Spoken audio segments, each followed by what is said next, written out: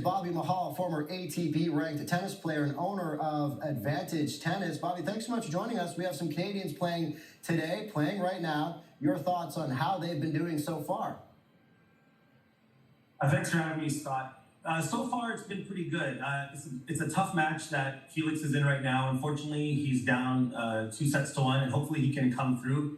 I think it's a great opportunity if they can get through. If Felix is able to win today's match, he'll have a head-to-head with Carlos Alcaraz in the next round. And Felix actually has beaten Alcaraz 3 times. So there's a great opportunity if he can get through today. On the women's side, Mboiko was up in the first set 4-1 and unfortunately ran into a little bit of a letdown there in the middle of the first set, lost the first set. So again, a great opportunity for both of these players to enter into the third round, and hopefully they can get it done later today. Yeah, talk to us a little more about Victoria Mboiko, how she's been playing as of late, and hopefully, as you said, she could overcome and get through this latest match she's currently in.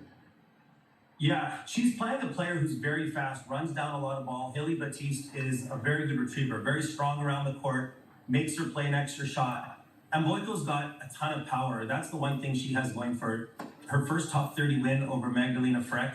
She kind of outblew her off the court and was really hitting through the ball really well. I think she's got a game that's built for grass. If this isn't the year that she has a deep run, I think in the next 5 years, she could go the same route as a Jeannie Bouchard or Bianca Andreescu and potentially come away with the Grand Slam title. But I just love the tenacity around the court, hard hitting, big serve, a lot of weight on her ball. Excellent to see, though, that she's doing so well as a lucky loser. It's not very often, Scott, that a lucky loser even gets the opportunity to get in the draw, let alone a chance to get into the third round. Yeah, we've seen some great flashes of greatness from her already. So we've seen some upsets already overall in the tournament. Talk to us about some other players that we should be keeping our eye on.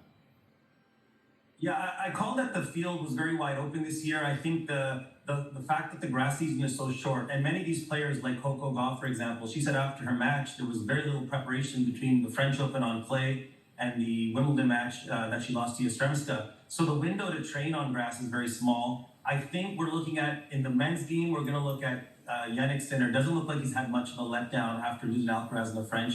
Look for him to go to the semis against Djokovic. And hopefully, if Felix can get through, that would be a great match with Alcaraz. But obviously, Carlos has got to be the huge favorite going for his 3rd title. And I think in the women's game, Zabalenka, great grass court game. She looks to be on top of things. I like in the bottom half, Elena Rybakina, a former champion who's fallen outside the top 10. I like that potentially to be the final, Zabalenka and Rybakina. But again, a lot of tennis still to be played. Things can happen on any given day. And hopefully we're due for some great tennis this coming into the second week.